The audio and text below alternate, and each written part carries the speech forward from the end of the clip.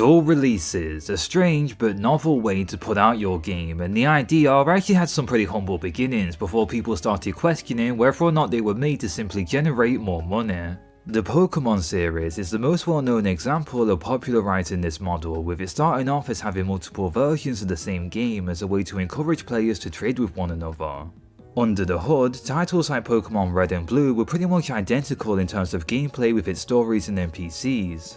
But its dual release structure was purposefully implemented as a way to force folks wanting to complete their Pokedexes to find someone else with another version of the game to trade for the exclusive mons. And in the pre-internet days of the late 90s, I'm sure this led to all kinds of weird and wonderful social interactions. But this video isn't going to go over the actual ethics of releasing the exact same game twice. I instead want to explore how this concept of a dual release structure can actually be done to heighten the single player experience where the model complements one another rather than forcing users to engage with its format. Enter 2001 with The Legend of Zelda: Oracle of Seasons and Ages. These two games are strange oddities. They're rarely, if ever, brought up by fans today, with them being somewhat forgotten, but they still feature tons of unique concepts and mechanics that are still worth talking about.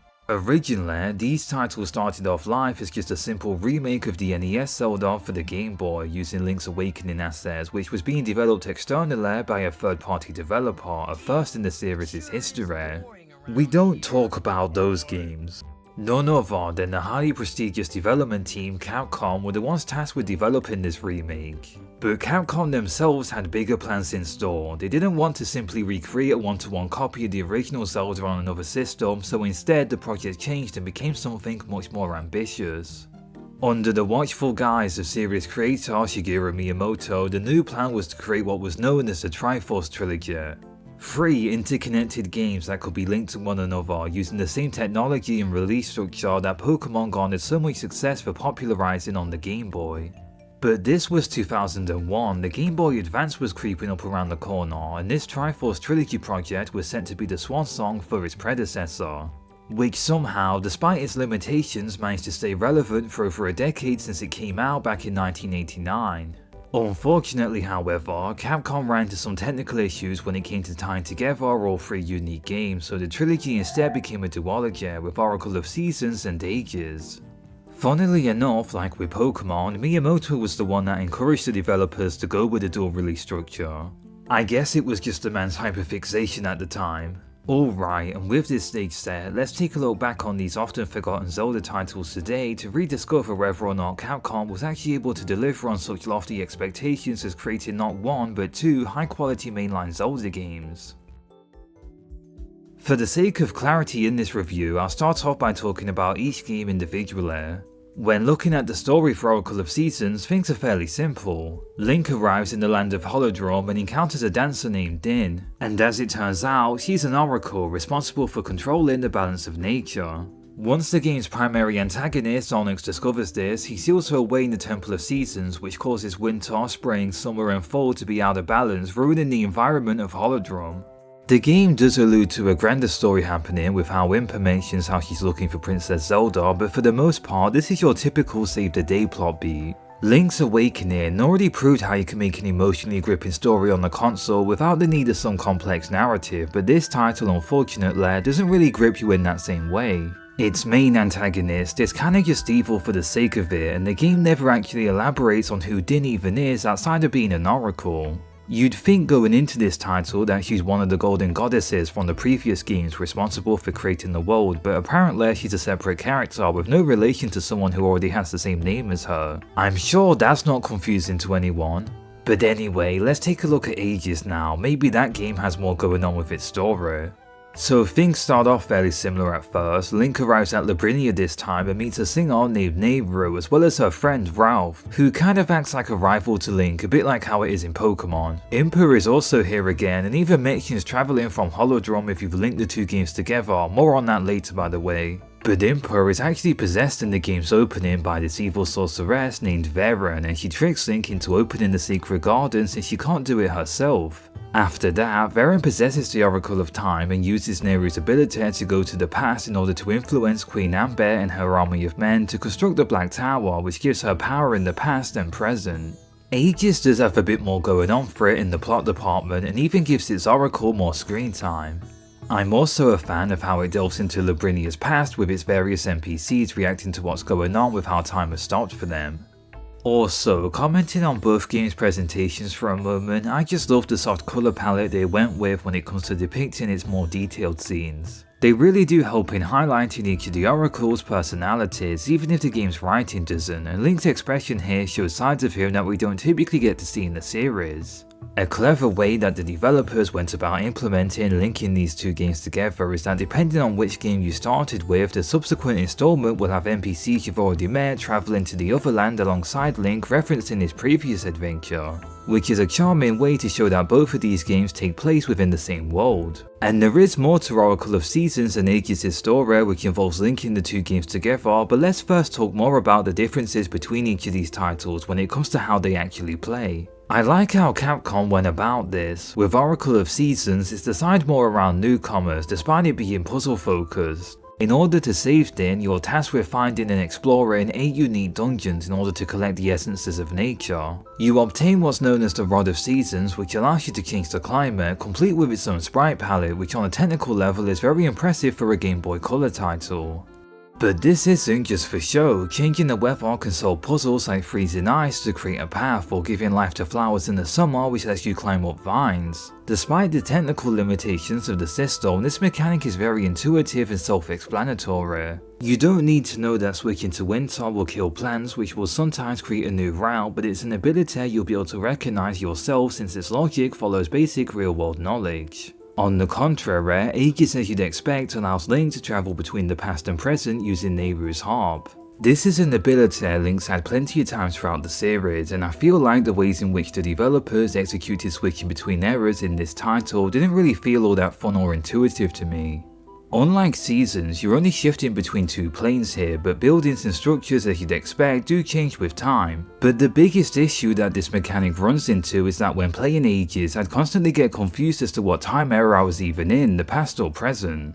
Unlike with Ocarina of Time, Link has no visual differences with his model to help in communicating this. Even a more limited game like A Link to the Past still made it clear in what era you was in with the Dark World's colour palette and tone. Heck, even Seasons made by the exact same people makes it clear whenever you're changing between the different weathers.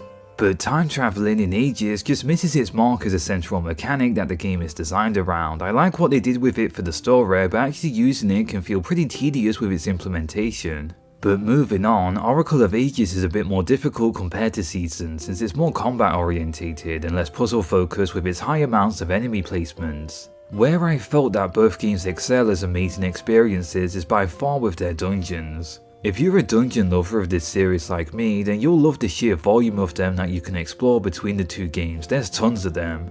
And as is series tradition, each one gives the player a unique item. You have of course your standard affairs like the boomerangs, Zora scales for swimming, and power band to lift rocks. But each game also has their own unique items, some of which have never returned in this series since, like the Seed Shooter, which is sort of like a gun or blunderbuss, and my personal favourite, the Rod of Samsora, which allows you to place a block on almost any tile, which can help create defences as well as pushing switches. Which reminded me a lot of the obscure indie game Void Stranger. Trust me, if you're a Game Boy Zelda fan, you'll definitely enjoy this game. Anyway, moving back on topic, these titles also feature animal companions that you can call upon to reach certain areas of the map. Similar to Pokemon with its starters, depending on the player's actions, they'll be given access to just one of them. There's Ricky the kangaroo that can reach high places, Dimitri the Dodongo that swims, and my personal favourite, Moosh the bear that can fly. Depending on the animal companion that you choose, they'll remember it in the subsequent game and will be available there as well. It's interesting they designed exploration this way since it encourages replays, but nothing is actually locked out between picking a particular animal. It's just, you know, Moosh is clearly the superior choice here. Speaking of breaking series tradition, each dungeon as you'd expect contains a sub and main boss fight, and there are tons of them, each varying in quality. They break some of the classic Zelda design DNA that we're used to, like for instance, historically, the item that you get in the dungeon is what the boss is weak to. However, in the Oracle games, this is not always the case, which can require more attention from the player. Sometimes the weaknesses are made obvious, and other times not so much. Like with this Jim Carrey face looking boss, you're supposed to throw bombs into his hatch and hope it randomly spins and lands on the red face to deal damage to it, which doesn't really communicate all that well that you're actually lowering its health. Also, apparently this boss is called a head fromp. Is he related to the family? Speaking of, like with Link's Awakening, some of the Mario enemies do make a return here, albeit with less subtle designs. The boss fight against Onyx feels like it was ripped right out of Donkey Kong 94. And it's neat to see them actually attempt a boss fight in 2D here. That being said, it can be pretty brutal if you go in unprepared. And funnily enough, the Donkey Kong 94 inspiration doesn't just end here. When linking both Oracle games together, there's a short section when you have to save Princess Zelda by doing what else but jumping over barrels in order to reach the top.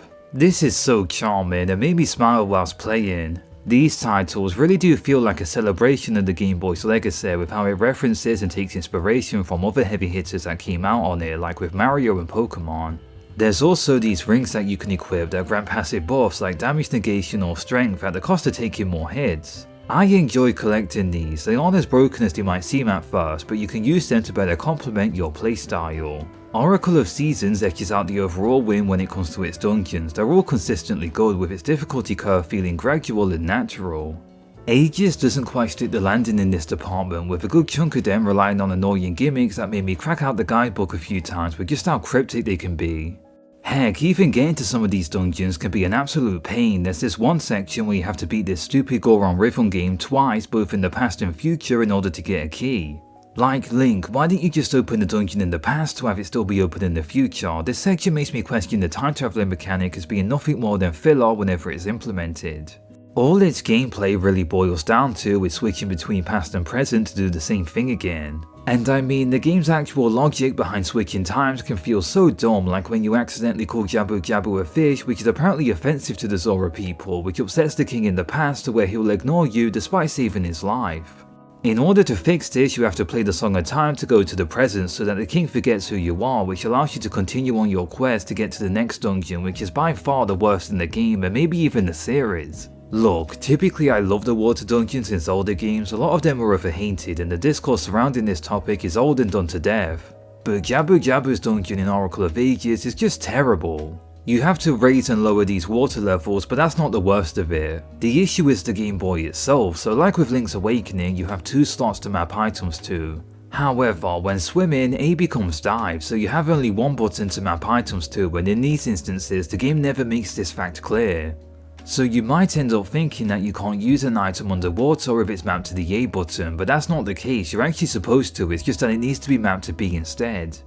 This might sound minor, but trust me, if you've ever played this section without a guide, you'll understand where I'm coming from here.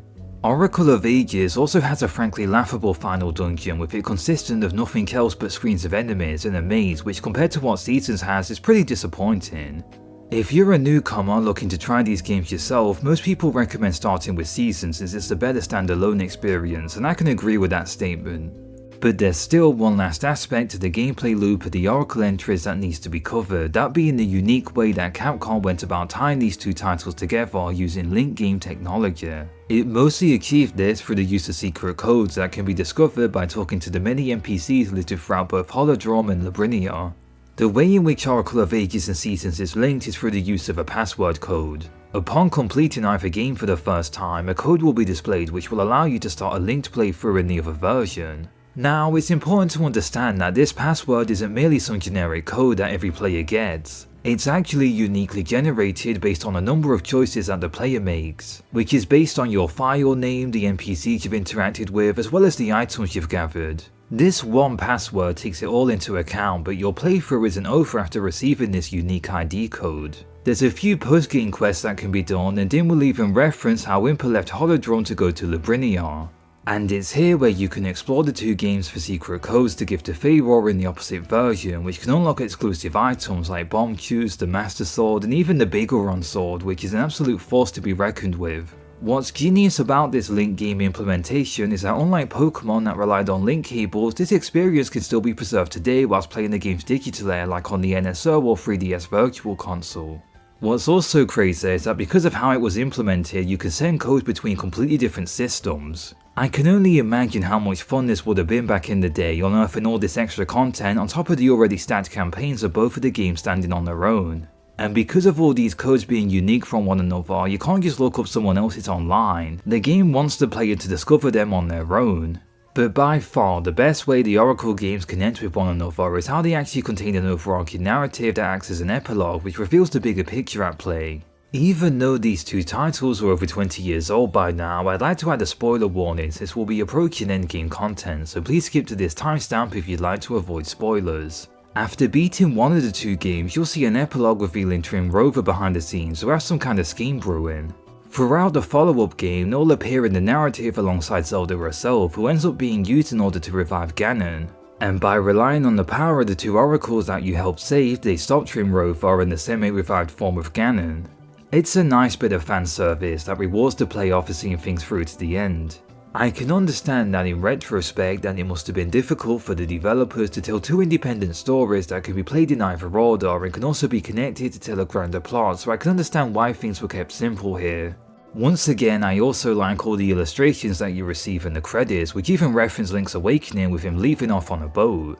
The overall story of the Oracle games are definitely far from the peak of what this series can tell even on the Game Boy, which I feel like is a compromise Capcom had to make when they went about writing a narrative that could be played in either order. But its actual gameplay and presentation more than make up for it, and it's not always a bad thing to tell a simpler plot.